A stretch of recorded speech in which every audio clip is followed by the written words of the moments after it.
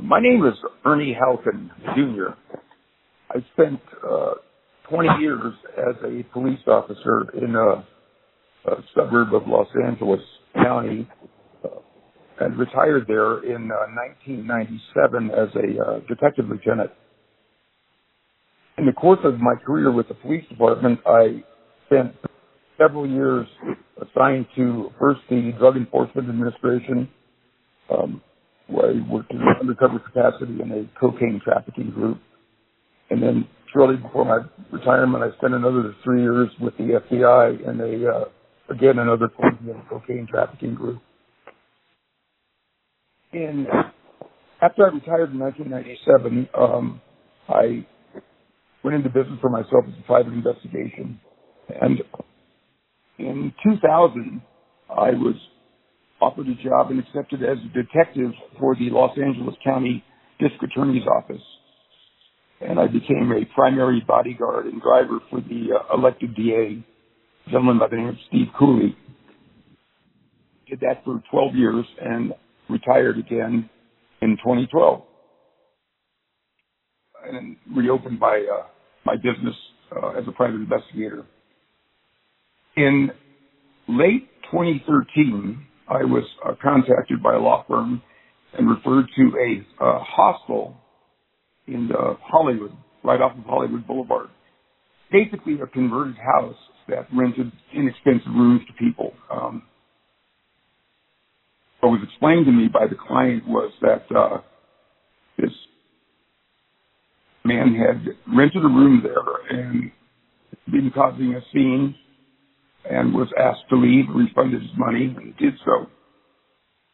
Shortly thereafter, he started emailing threats that he was going to picket the location. He was going to report them as being against the LGBT community and making monetary demands up to about $10,000. And if they didn't pay him, he was going to basically destroy their reputation. I received his name, and in talking with the people that worked at the hospital, had learned that he had a history of internet threats and basically arguments and fights he would get with people and continue, in essence, terrorizing them to the point of contacting their employers, trying to get them fired, things to that effect. I sent him an email asking him to contact me regarding the hospital, and immediately got a return that said he wasn't going to contact or speak with anyone that he didn't know. Well, that started just hundreds of emails after that. Basically, at this point, I found out he had a pretty repetitive MO as far as how he dealt with people that he was having these conflicts with. He was presenting himself as a quote-unquote famous Hollywood documentary filmmaker or environmental activist, and would always stress that he had worked with Emmy and Grammy nominees, etc., and was basically very well known in the industry.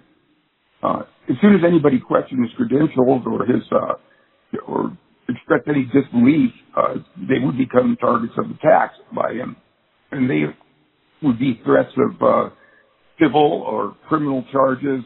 Again, like I said before, the contacting of employers, threats of physical violence, and he would also publish pictures, names, addresses, etc., on the internet, and accuse his victims of criminal activity up to child abuse and murder.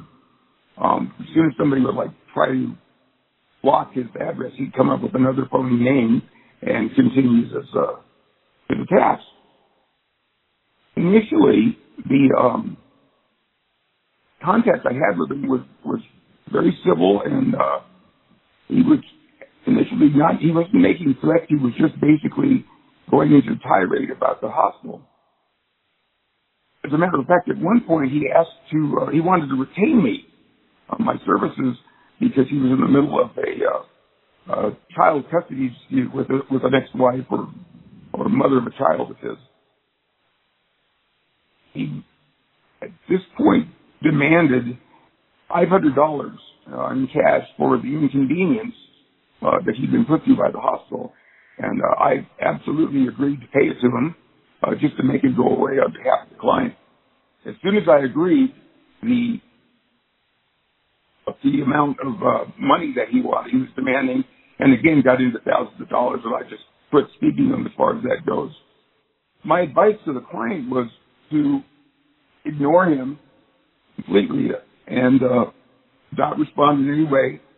And most of the time in these types of cases, the problem would take care of itself and go away. And surprisingly, that worked.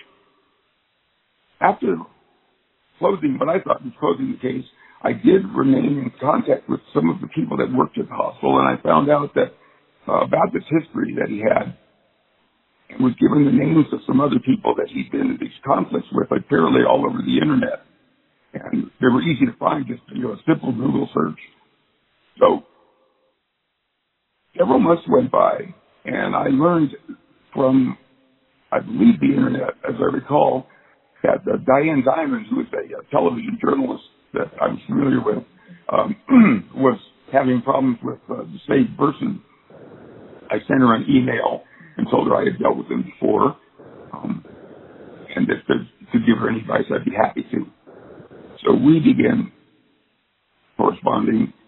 I learned of a film producer in Ohio, a gentleman by the name of Peter Ross, that was the victim of some good, vicious email internet campaign at the hand of this person. So I was in contact with him also, as well as several other people. At one point, this gentleman tried to make a police report against Peter Ross, and the sergeant from the police department in this area of Ohio basically told him that it was outside his jurisdiction. Well, that wasn't good enough, apparently, and the following day on Facebook, a rant started accusing the police department of being corrupt and this sergeant of being a corrupt policeman, which is, again, basically the MO that goes along all of these people that he's been in conflict with. Apparently, he found out or believed that I was still employed by the district attorney's office and contacted the DA's office, the cyber crimes deputy DA in charge of that section, and demanded that I be investigated. So they basically looked into it, said I was no longer employed there, number one. Number two, go away. Well, he immediately started going after the deputy DA, and he became accused of being corrupt and covering up for me, basically, even though I didn't work there anymore. So a crime report was finally taken by the DA's office, or an investigation was initiated, and frankly, this guy is very transient, pops up here and there, and what has been my experience and what I've observed is he goes right to the line as far as what he's trying to get away with, and then he's gone, and it kind of gets shuffled up into the sunset by law enforcement, becoming someone else's problem in essence. And that's what happened here. The DA's office contacted me and said, he's gone away. He's back east somewhere in Virginia, I believe it was. And that was the end of that. All of a sudden, he sent an email to me indicating that he'd been standing next to me at the gas station. I didn't recognize him. Put a picture of my home on the internet. Started a change.org petition demanding that I be arrested, and has intimated several times that I'm involved somehow in the death of a reporter that committed suicide after doing a series of articles on accusing the federal government of introducing crack cocaine into Los Angeles County. And I am, in fact, quoted in this book that this reporter wrote, a guy by the name of Webb. And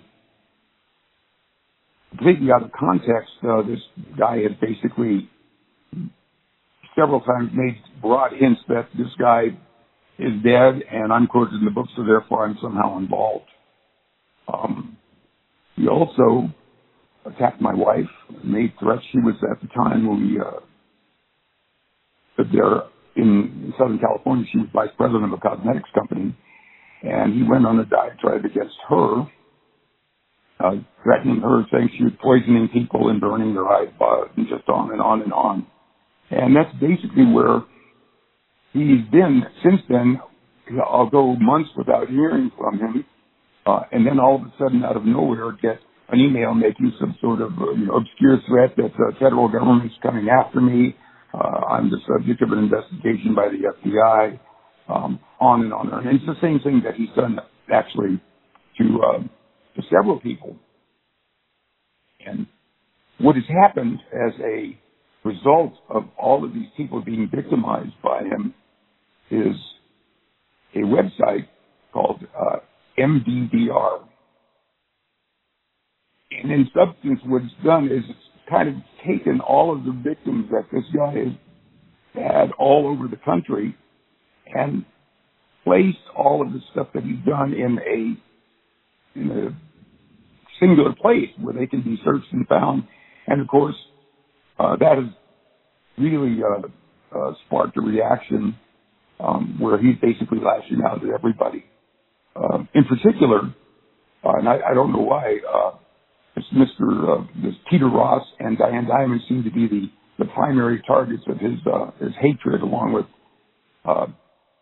Jane Hitchcock, who is actually a prominent proponent of anti-bullying and cybersecurity. In the time that he's represented himself as a environmental activist, he has also gone after Erin Brockovich and one of her people that's assisted her in her investigations, and basically done the same thing, accused her of being a drunk and a liar and basically a fraud. I'm not a doctor or a shrink and don't claim to be, but it just seems what I've really gathered over these years is that this guy just wants to be famous, wants to be well known at any cost. He has made comments to people concerning him having the capability of becoming a mass shooter. And I think, just based on past experience, that what my fear of this guy is that he's going to realize that he's not as well known as he would like to be or hopes to be, and want to kind of go out in a blaze of glory, which is, you look into the background of some of these people, that's not an uncommon personality trait. I think that he's, obviously in my case, I'm retired, I lead a very quiet life in an obscure area, and he's not going to affect my status as far as employment or reputation goes. But he has made absolutely overt attempts to discredit Diane Diamond to the point of contacting her employers, who had contacted me, and I spoke with them at length,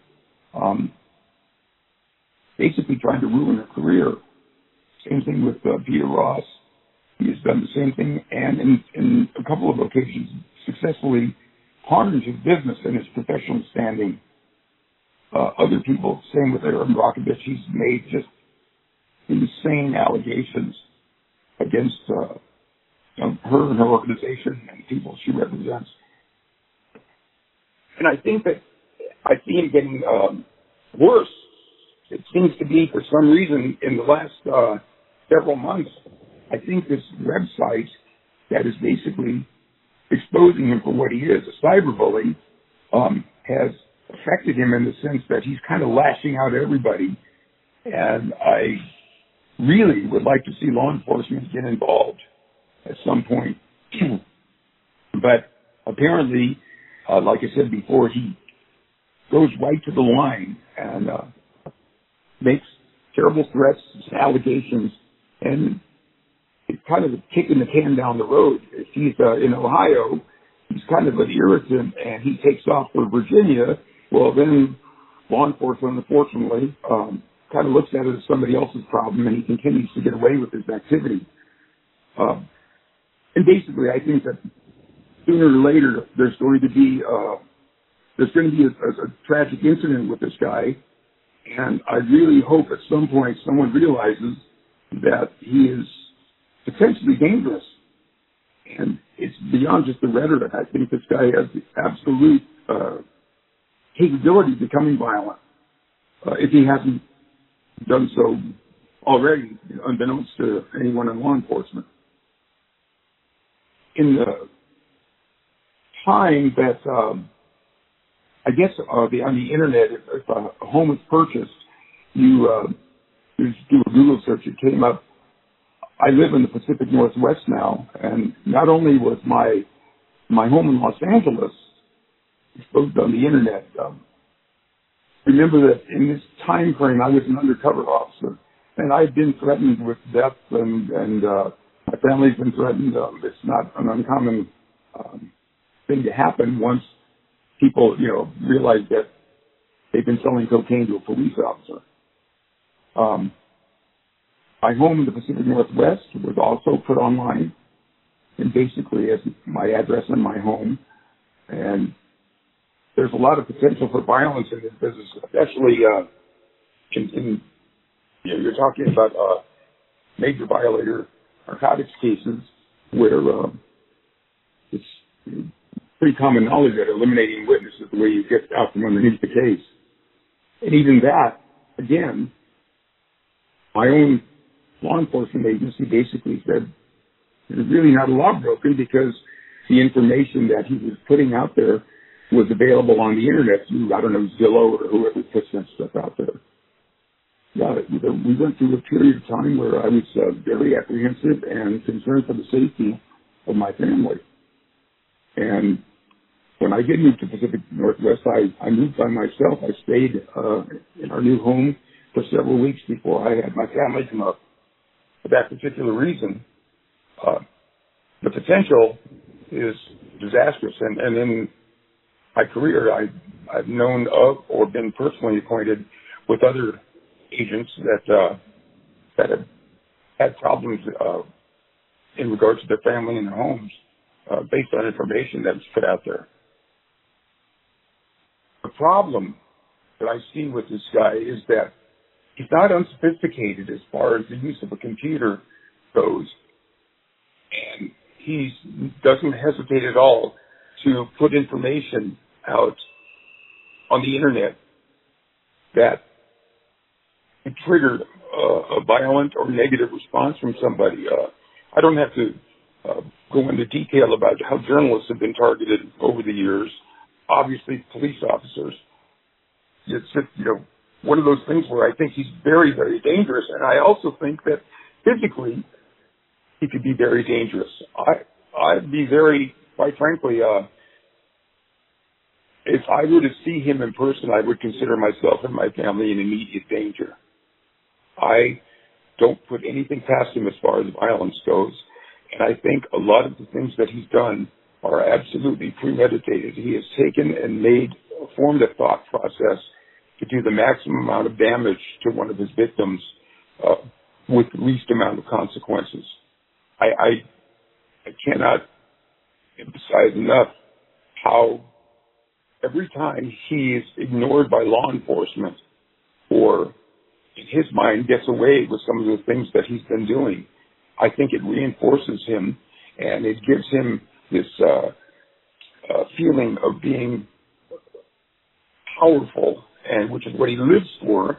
And I think it also increases the danger because the farther he goes and the more he feels he's getting away with, the more he's going to push it. And that's historically what he's done. He gets to a certain point, and if he crosses the line, and is successful, then he goes just a little bit farther next time. He literally recently basically gave a blow-by-blow description on how his First Amendment protected right, in his opinion, that somebody should bash Peter Ross's brains out, and described in great detail how he is going to be beaten to death. I think he is very, very capable of putting his thoughts and his irrational activities into physical action. Like I said, if he was in my physical proximity, I would consider myself in danger. I can only imagine what Ms. Diamond and Mr. Ross and some of the other people that he's gone after have gone through. And frankly, he's a physical proximity to them more than he is to me. I'm way out in the middle of nowhere. And now he fancies himself a journalist and has apparently started some sort of a media effort in Missouri. And again, as he's wont to do, he's taking on the city there and accusing everybody, including the police department, of being corrupt. What normally will happen is there'll be a reaction to him, and when it gets to be too much, he leaves town. And again, I hate to say it, but that he then becomes somebody else's problem, unfortunately. And, having been in law enforcement as long as I'm just as guilty as anyone else.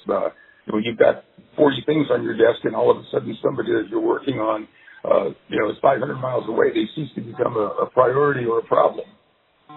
And he's pretty much made an art form of ducking out before there's any consequence to what he does. I also think that by virtue of that, he's become even more dangerous, because I think he honestly thinks there's never going to be a consequence. And I really hope he doesn't push it, but I anticipate that's going to happen. I think he is civically dangerous, and I think before there's an end to this madness, I think he's going to do something to attract attention to himself. I just hope it isn't harm somebody. But unfortunately, that's my opinion. I think that's exactly what's going to happen. Yeah, there was a journalist that were shot and killed in Maryland in the newsroom. And shortly thereafter, as I recall, within 48 hours, he had posted basically his hatred of journalists, how, as I recall, they were, quote, something lower than the shit on his shoes, or whatever his type of description was. And in substance, was pretty much saying that they were hated and not trusted, and therefore kind of, it was foreseeable that people do that type of thing to journalists. And then, of course, all of this is ended with, and by the way, I would never do that, but I'm just saying. And that's, kind of what he says. He's done that before. He talked about the Colorado shooting in the theater. Same thing, where he was a witness, and he would never do that. However, he understood what would drive people to that type of desperation. And, in fact, had made reference to things like that in his correspondence with Miss Diamond, where he has basically said he was capable of being a mass shooter. And even that hasn't gotten the attention it should have. Unfortunately, as these tragedies happen, it's always after the fact that people say, well, gee, maybe we should have paid more attention, or maybe somebody should have noticed this. And I think this guy is going to be one of those people. There's going to be all of these red flags and all of these warnings and all of these organizations and people that basically just ignored him until it was too late. It was an email that he sent. Actually, he sent to his victims, to myself, to it was an email. It doesn't take a genius to figure out what he's intimating and what he was getting at, and then to send this information out, and describe his hatred for journalists, and then say, "But gee, I'd never do that." It's creepy, number one, And number two, I think I think it gives you a good idea where his head's at, where his thought process is. And if I was a journalist that was tangling with him, I would definitely pay attention to my surroundings. Becomes fixated on people. It's almost like a, flavor of the week, for lack of a better description. He seems to go through stages where Diane Diamond is his target of choice. Peter Ross always. Another woman by the name of Marjorie Bard, who has tangled with him in the past, and he has just destroyed her business. And pretty much that's what he's done to a lot of people. College professors, police officers. It goes on and on and on. And I think, like I said before, I have been threatened, and I have been around this type of thing before. If I didn't feel that this has the potential for a tragic ending, I would ignore this, like I do most of the threats I received in the course of my career. This guy is a powder keg. I think he is, one of these days he's going to blow. And when he does, there's going to be a lot of people that are going to be sitting there going, why didn't we take care of this? So, quite frankly, I think the FBI is going to get a big black eye. Some of the other smaller law enforcement agencies really, from a infrastructure standpoint, can't handle an investigation that goes around the country with a pretty transient person. But the FBI, that's what they do. That's what we did. That's the kind of work that they specialize in. And they're very good at it once they get going. Apparently getting them going is the problem here. The other thing that I find interesting is he goes from claiming poverty and his disability to being a multimillionaire. I know he has an associate that has supplied cash or money or some sort of support in the past, and that somehow there seems to be a lot of money that comes and goes. And I've never quite been able to figure out what the source or origin of this, other than this what he calls his business partner, who's an employee of a large internet, of Facebook, and has assisted him in doing these targeted campaigns where apparently you can pay to have something put in a specific geographical area, which he has done to Peter Ross and other people, in different places around the country. Other journalists that he's had run-ins with in Virginia, and I believe, obviously in Ohio, in his hometown of Ohio. But it's unfortunately, I thought at some point he'd kind of grow weary of the way he was being and kind of leave everybody alone. And it's just the opposite. It's increased. It's become worse, and it continues to become worse. I think this website, this MBVR website, has really finally made him realize that people are kind of marshaling their resources and trying to do something, anything to expose him and stop him eventually. But like I said, I hope there's a better ending than I anticipate to this, but I don't see this stopping until something happens that's going to be negative for somebody. Myself, I've been dealing with this man since 2013. So there's 5 years, and that's just my personal knowledge of what he's doing. I have learned to be in contact with other of his victims. This goes back a good 10 years at least, and there are people that he has been harassing and cyber stalking and cyber bullying well into a decade. And I don't, just off the top of my head, I can honestly say I have been made aware of or been in contact with no less than dozens of people, and not just people, business entities. He fancies himself a musician, and of course he's gotten into disputes with companies over their products, and to the point where in one instance, a company CEO or president, whatever it was, actually was getting security for himself and his family. There are literally hundreds of people. It just even a vague, slight Google search will turn up person after person after person. Here in this country, in Canada, there's a film editor's chat room, I guess you'd call it, or some sort of a website overseas in England, and he's gotten into disputes with them and started harassing them. And of course, his MO is that he gets blocked and then comes up with another name and continues what he's doing. I'm very, very comfortable in saying that he's been at this over 10 years, and I'm very comfortable saying that I could sit, if I wanted to take the time, and probably come up with 100 people that I have come across that have had conflicts with him. I just haven't followed up on them because they aren't part of this little group of people that I have remained in contact with.